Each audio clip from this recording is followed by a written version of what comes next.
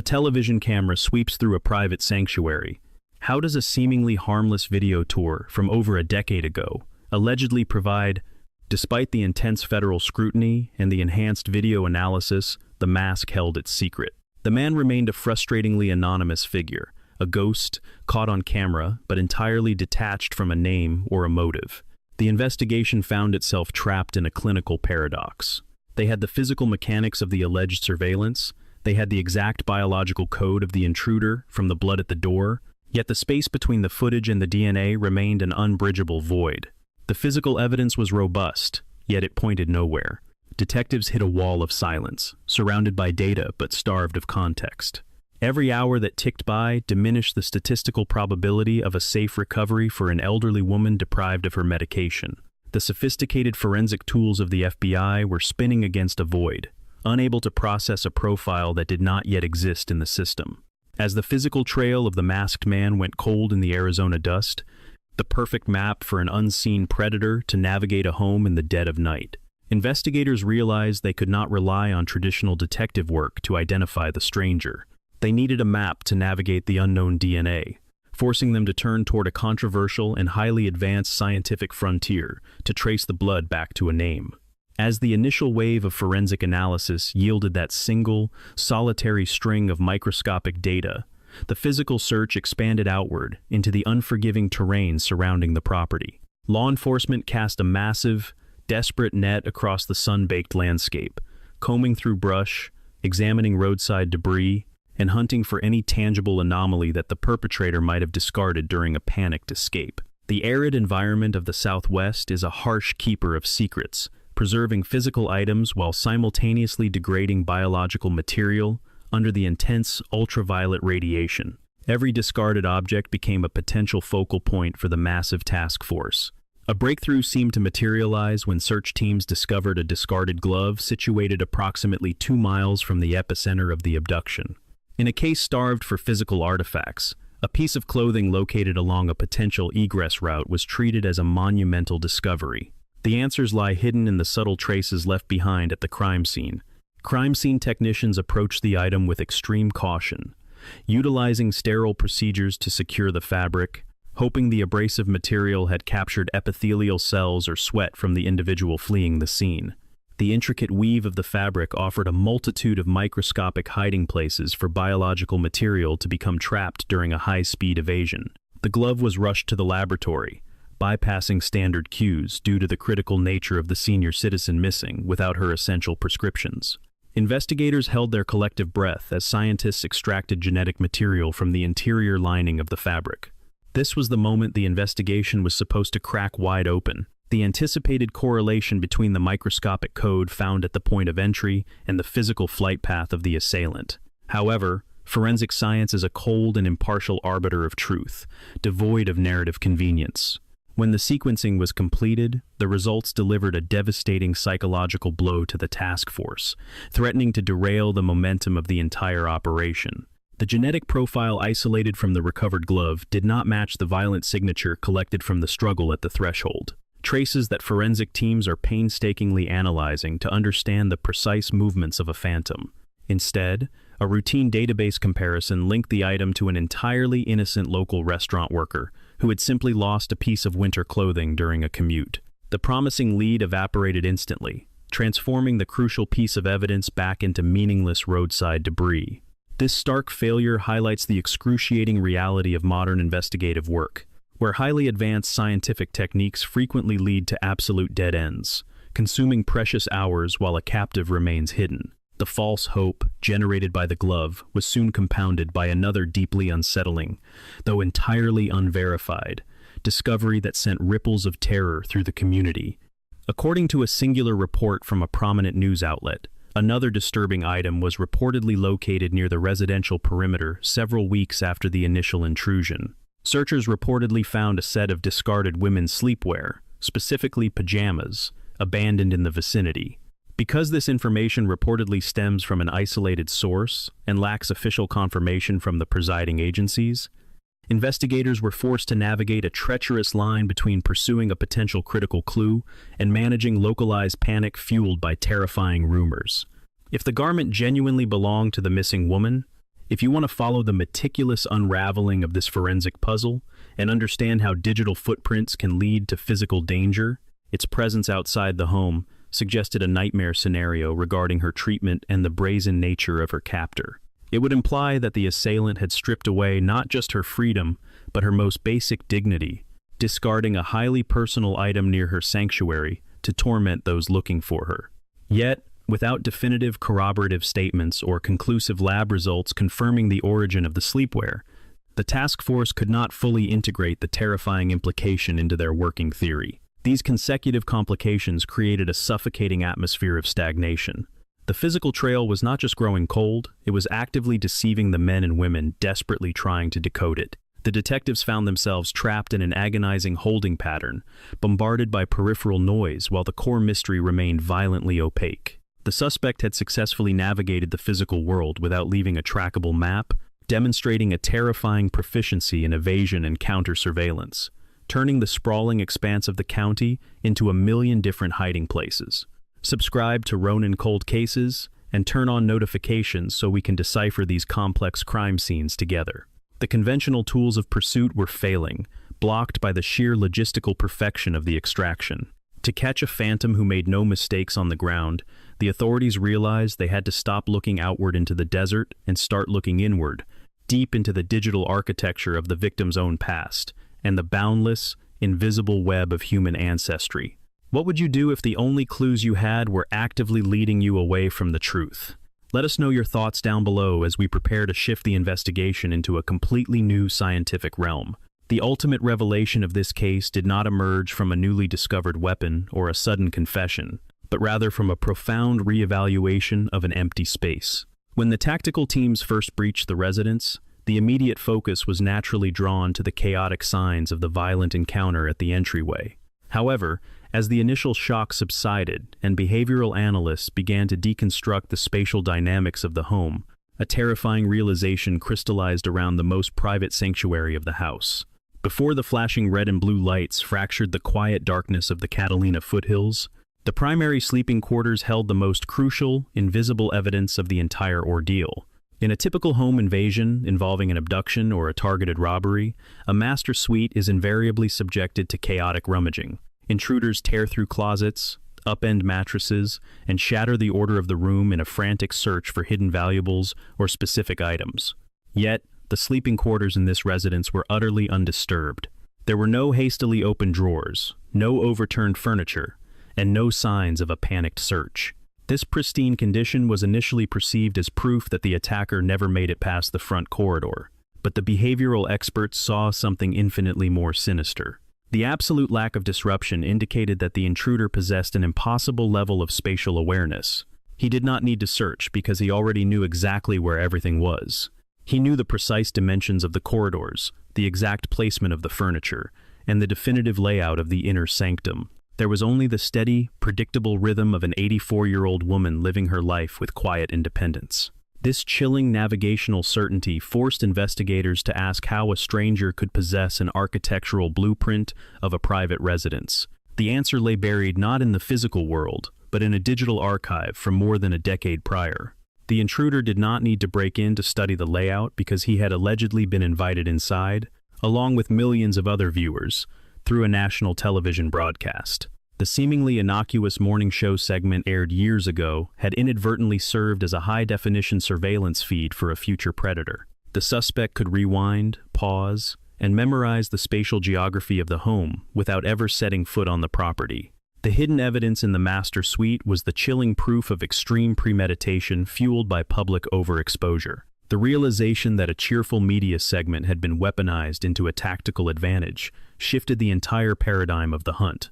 The authorities were not chasing a disorganized opportunist. They were hunting a meticulous planner who utilized archival media as a tool for violence. To combat an adversary who leveraged technology to map his crime, the federal agents deployed a countermeasure that represents the absolute pinnacle of modern forensic science. Nancy Guthrie resided alone in Tucson, Arizona, maintaining a routine that was both comforting and precise. They turned away from standard criminal registries and initiated the complex, groundbreaking process of genetic genealogy. The microscopic biological material recovered from the initial confrontation, the only mistake the Phantom made was far more than a simple identification tag. It was a comprehensive biological schematic. By extracting the complex markers from that tiny sample, geneticists began constructing a sprawling, theoretical family tree. This profile was then meticulously cross-referenced against massive, publicly accessible genealogical databases. The process is excruciatingly slow and highly analytical. Scientists analyze hundreds of thousands of single nucleotide polymorphisms, the tiny variations in the genetic code that dictate human ancestry. They are not looking for a name, they are looking for a statistical probability of relation. Once a distant familial match is triggered in the system, traditional investigative work merges with historical research. Forensic genealogists must sift through decades of birth certificates, marriage licenses, obituary notices, and historical census data to construct a sprawling family tree, working backward from the distant cousin to a common ancestor, and then tracking every descending branch down to the present day. The evening of January 31st began like many others, filled with family connection and familiar comforts. They must isolate every living male relative within the appropriate age range and geographic radius, systematically eliminating individuals through alibis or subsequent covert biological sampling. The goal was no longer to find a direct match for the killer, but to locate his distant cousins, his third aunts, or his forgotten relatives who had submitted their genetic material to trace their heritage. Through painstaking algorithmic elimination and deep ancestral tracing, the authorities aimed to build a web around the suspect, narrowing the massive pool of humanity down to a single, specific family lineage. This technique bypasses the need for the criminal to have a prior record, turning the biology of his innocent relatives into the ultimate investigative tool. The tragic irony of the situation is staggering. A digital broadcast designed to connect people inadvertently provided the roadmap for a devastating crime. And now, an interconnected web of digital databases stands as the singular hope for bringing the architect of that crime to justice. Do you believe that law enforcement should have unrestricted access to these public registries to solve major crimes, capturing the intimate details of a bedroom while millions of unseen eyes watch from the shadows of their own homes? She enjoyed dinner with her daughter Annie, a normal family gathering that ended when her son-in-law, Tommaso Cioni, drove her back to her residence, or does that cross a fundamental line of personal privacy? Share your perspective in the comments as we await the results of this unprecedented scientific sweep. While the laboratories hummed with the quiet intensity of genomic sequencing, the reality on the ground in the desert community remained suspended in a state of agonizing paralysis. The physical crime scene, once a hive of forensic activity crawling with technicians in protective suits, had been meticulously documented, completely sterilized, and formally released back to the relatives. The yellow police tape that had cordoned off the property was eventually removed, leaving the house to stand quietly against the arid landscape, a hollow monument to the violence that had transpired within its walls. The removal of the active investigative presence did nothing to alleviate the suffocating atmosphere of dread that had settled over the enclave. The quiet return to normalcy in the neighborhood felt deeply profane when a vulnerable resident remained missing, dropping her off at exactly 9:50 p.m. The lead local authority felt compelled to shatter any lingering illusions about the nature of the disappearance. In a highly unusual and intensely direct public address, the presiding sheriff stood before the media and delivered a chillingly unambiguous message, intended not just for the public, but specifically for the individual watching from the shadows. He completely eradicated the comforting terminology, often used in the early stages of such cases, flatly refusing to categorize the situation as a simple missing persons inquiry. He stared directly into the camera lenses, cutting through the bureaucratic rhetoric to declare with absolute certainty that they were dealing with a targeted abduction orchestrated by a highly dangerous individual. His voice, hardened by decades of law enforcement experience, carried a dual tone of fierce determination and desperate pleading as he issued a direct command to the unseen captor, demanding the immediate and unharmed release of the victim. This late evening return should have been the conclusion of a peaceful day. This public declaration was a strategic gamble, a desperate attempt to appeal to any fractured remnant of humanity within the assailant, or perhaps to apply enough psychological pressure to force a critical mistake. Yet, the stern words dissolved into the vast emptiness of the southwestern landscape, met only with an enduring and horrifying silence. The impact of this profound silence cascaded outward, infecting the entire surrounding community with a pervasive sense of paranoia. Residents who had previously prided themselves on living in a secure, exclusive area now viewed every unfamiliar vehicle and every passing shadow with deep suspicion. The simple act of checking the mail or walking a dog after twilight became an exercise in hypervigilance. The image of the masked orchestrator, broadcasted repeatedly across local and national news networks, became a ubiquitous symbol of terror, transforming ordinary hikers or commuters into objects of sudden fear.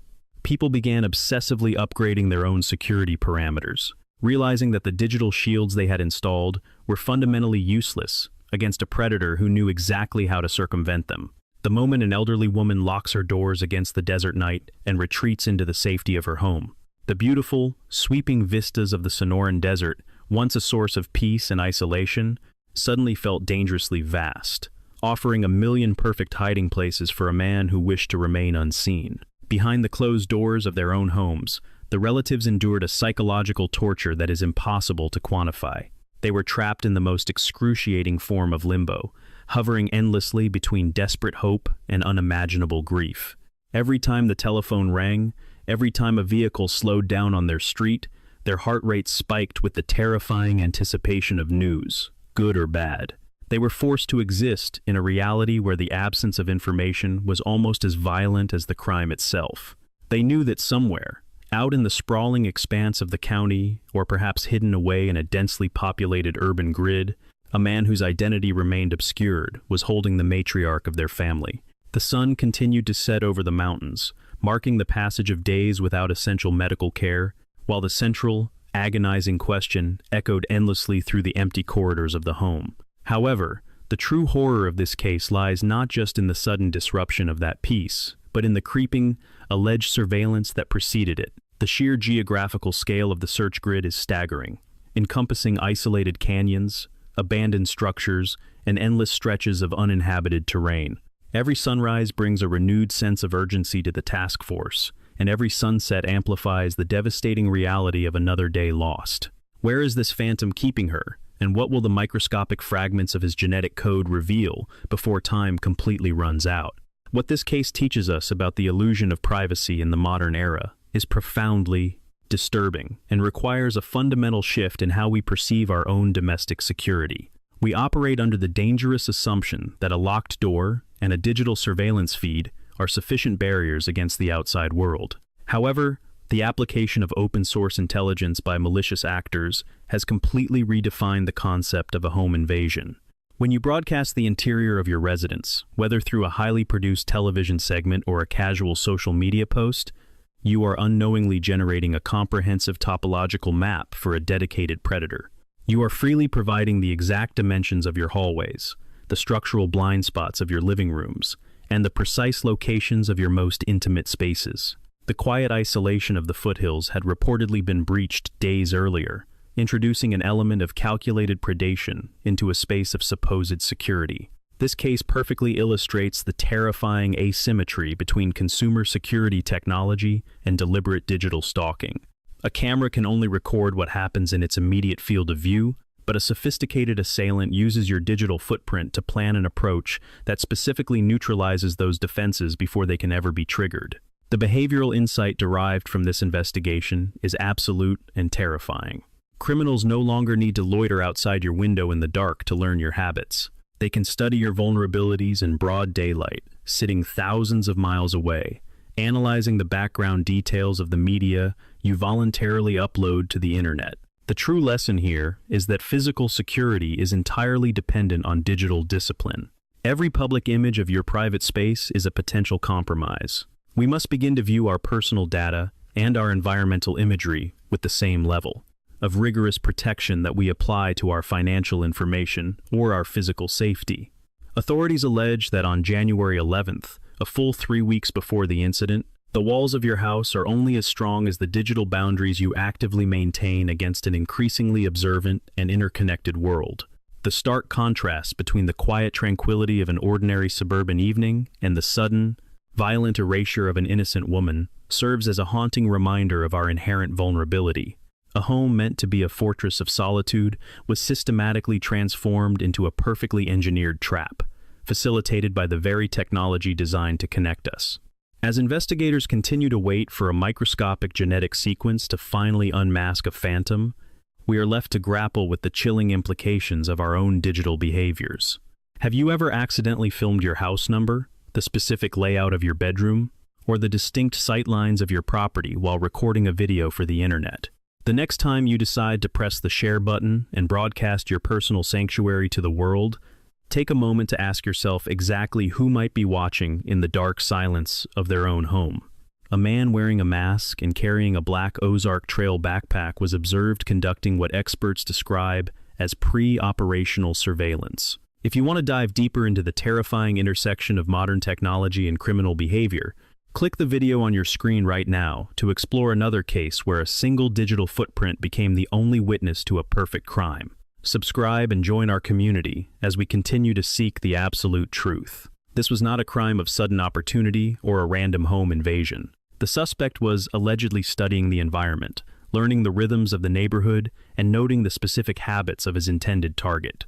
This innocent broadcast from 2013 was meant to be a simple morning show segment about home organization and domestic tranquility. He was a watcher in the dark, gathering intelligence on an 84-year-old woman who went about her daily life completely unaware of the masked figure mapping out her routines. The presence of this watcher transforms the narrative from a sudden tragedy into a slow burn of impending dread. Every time she locked her door, checked her mail, or turned off her lights during those weeks, she was allegedly being cataloged. The tension in the days leading up to February 1st is palpable in hindsight, knowing that the perimeter of her safety was being systematically probed.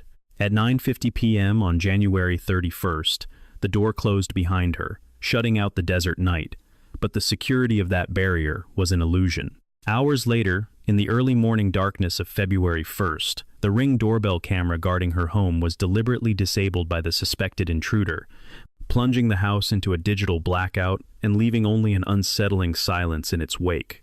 The absence of a person can sometimes speak louder than their presence, and by midday, on February 1st, the silence from the home in the Catalina foothills became deafening. Instead, it allegedly became a meticulously studied blueprint for a flawless intrusion. She was scheduled to attend an online church service, an immovable pillar of her weekly routine, yet she never logged on. This deviation from her strict schedule immediately sent a wave of alarm through her family, prompting them to contact the Pima County Police to conduct a welfare check.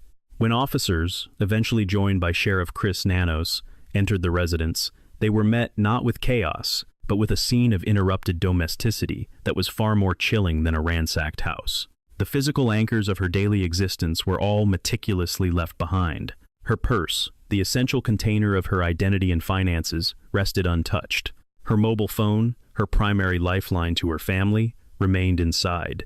Her car sat undisturbed in its usual parking spot. Most terrifying of all, her daily essential medications.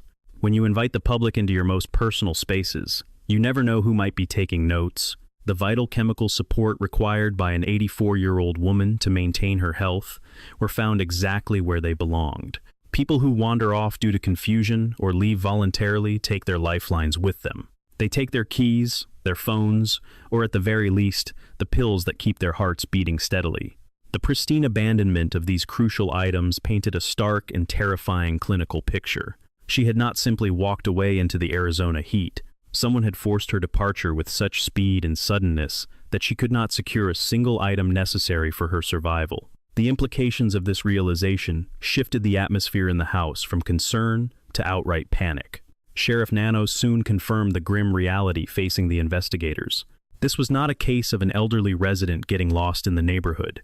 The evidence, or rather the lack of it, indicated a deliberate and forceful extraction. Memorizing the layout, the entry points, and the vulnerabilities of a master bedroom. The timeline was narrow, the window of opportunity tight, yet within that darkness, an 84-year-old woman vanished without triggering alarms, leaving her family to stare at the remnants of her morning routine. Why would an intruder leave valuables untouched but take the resident?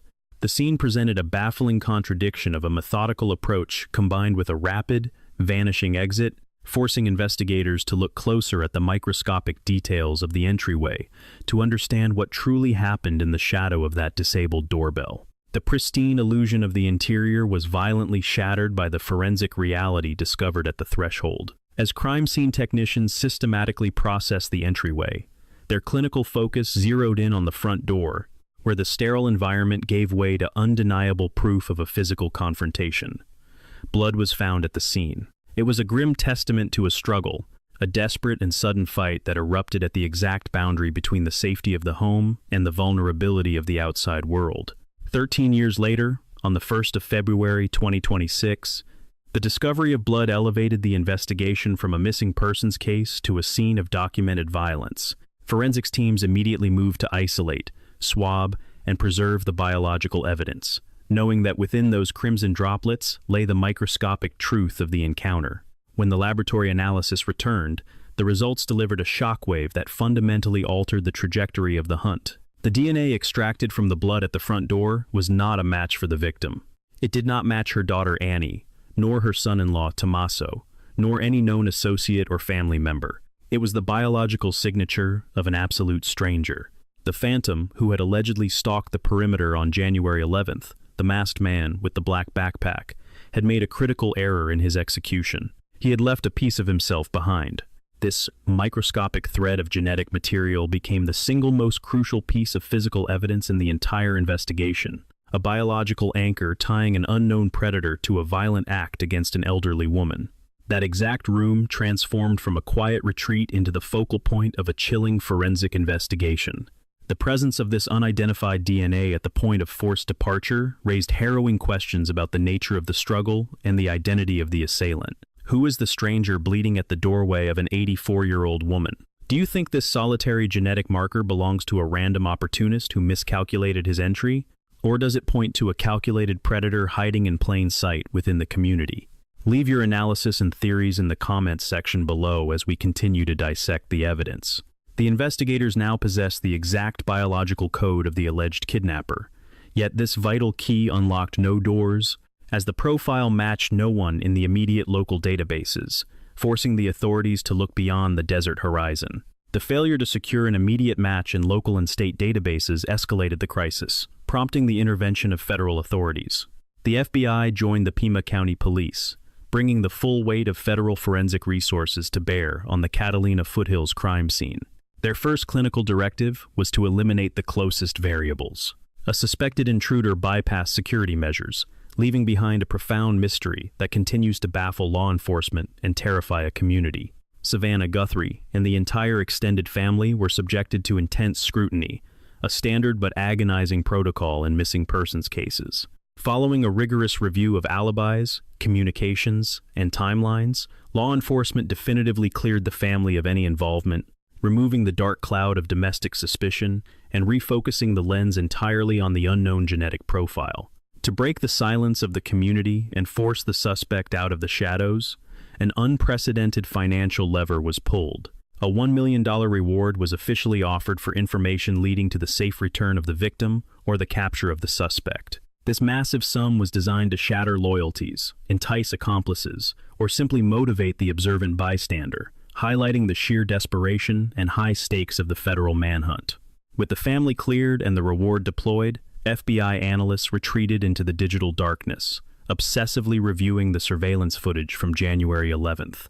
They meticulously dissected the movements of the masked man with the black Ozark Trail backpack, studying his gait, his hesitation, and his precise path around the property during that alleged trial run. They were looking for behavioral leakage, any subconscious habit or physical anomaly that could translate the blurry pixels into a verifiable human identity.